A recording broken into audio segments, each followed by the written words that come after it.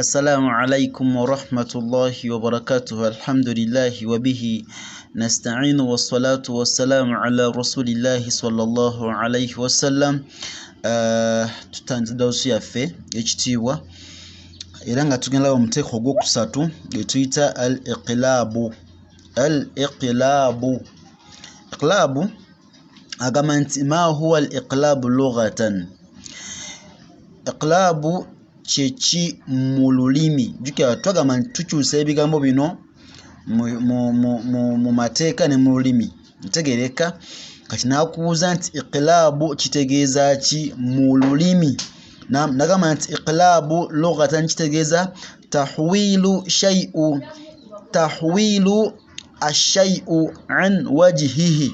Nkudiramu tahwilu shay'u an wajhihi kitegeeza kukyusa kintu n'okijja mu buufu bwakyo oba n'okijja mu feesi yakyo abantu kwe badde bakimanyidde n'okifuula ekirala. For example, edda twakolanga fine art nga bakuwa akagoye n'okateekako osimanyi twabitanga paste n'okakyusa nekafuka akabadde akeeru nekajjamu ate kali ndala.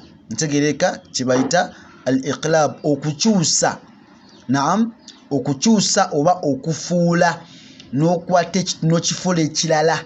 Ntegereka kibayise al-iqlaabu lughatan. Ategere bulungi nyako. Era ekigambo iqlaabu nga wula qalbu, omutima, qalbu gwatumibwa sumya al-qalbu, gwatumibwa omutima liinqilaabiha okubanga gukyukakyuka. Leero gubeera mulongoofu, enkya ne gwonoona. Nkya ne gwonoona, luli ne guba mulongoofu. Ntegereka ensonga lwaki toyina kubeera nga ogoberera omutima gwo, kubanga omutima buli kaseera guba gugenda kukyukakyuka nga Allah bwe yatugamba nti afaraaita man ittakhadha ilahahu hawahu wa adallahu Allahu ala ilm wa khatama ala sam'ihi wa qalbihi wa ja'ala ala basarihi ghishawa. Nabuuza ku nkomerero aje gwe nti faman yahdihi min ba'dillah. Oba kitegeera Allah yabuuza nti tolaba oyo afuula omwoyo gwe oba afuula omutima gwe, afuula okwagala kwe n'akufuula katonda we. Kati bw'okola ekyo wa adallahu Allahu ala ilm, ayiri mu suratu Jathia oba ya 18 osikakasa bulungi nnyo. Naye bw'ofuula omutima gwo n'ogufuula katonda wo, Allah subhanahu wa ta'ala akuma okutegeera obusiraamu buno. Wa khatama ala sam'ihi nakwaki naggala amatuugo, n'aziba amatuugo, wa qalbi n'aziba n'omutima gwo. Oba okitegeera. Wa ja'ala ala basarihi ghishawa, nakwata ekibika n'akibika ku maaso go nga tolaba. N'abuuza nti faman yahdihi min ba'dillah, ni ayinza okubeera nga akuluŋŋamya nga Allah akutadde mu state wekyo. Kitegeera. So kasita ogoberera omutima gwo oba ogenda kubeera nga ate totegeera bino ebyaffe nga abasiraamu. So al-iqlaab kitegeeza tahwilu shay'un an wajhihi, okukyusa ekintu n'okijja ate abantu kye babadde bamanyi n'okifuula ekirala. Nagamba nti sual, ma huwa al-iqlaabu istilahan? Ma huwa al-iqlaabu istilahan? Abaffe iqlaabu kitegeeza ki mu mateeka g'abasomi ba Qur'an? Nagamba nti jawab jim, huwa qalbu nun sakinati au tanwin miman ma'a mura'ati al-ghunna. Nkudiramu agamba nti huwa qalbu nun sakina, kwe kukyusa nuuni eya sukuni oba au tanwin oba n'okyusa tanwin miman n'ogifuula miimu. Kwe kukyusa nuuni eya sukuni oba tanwin n'ogifuula ki ميم مع مراعاة الغنة. نعم ochusa oba ofula otekamu ekinyindwa. Juka twagamba ekinyindwa ddoboozi erifulumira mu bituli by'ennyindo ebibiri nga tokozesezza lulimi. Ntegereka kati agambye nti huwa qalbu nun sakinati au tanwin miman ma'a muraati al-ghunna, kwe kukyusa mim ya sukuni n'ogifula ki kukyusa nun ya sukuni oba tanwin n'ogifula mim. Naam agamba nti sual كم كلمة يقع فيه الإقلاب؟ كم كلمة يقع فيه الإقلاب؟ إقلاب يبير مبيغا مبيميكا جوكا توغا mo idghamu mpo okubao kwa kuchusa nun sakina au tanwin. Naam noji sikuchusa naye nojibuliza mu nyukuta ya iqlabu oteko okubango n'ebigambo bibiri. Ntegereka kati wano bagamba nti kam kalimatan yaqa'u fihi iqlabu ebeera mu bigambo bimeka. Nagamba nti yaqa'u wa yaqa'u fi kalimatin.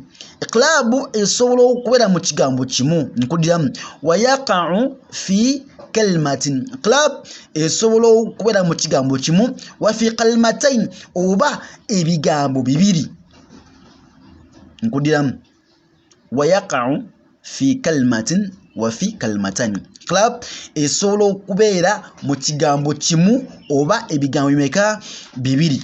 Wa tanwin ate tanwin yo la yakunu fihi alqalbu illa fi kalimatain nkudiramu.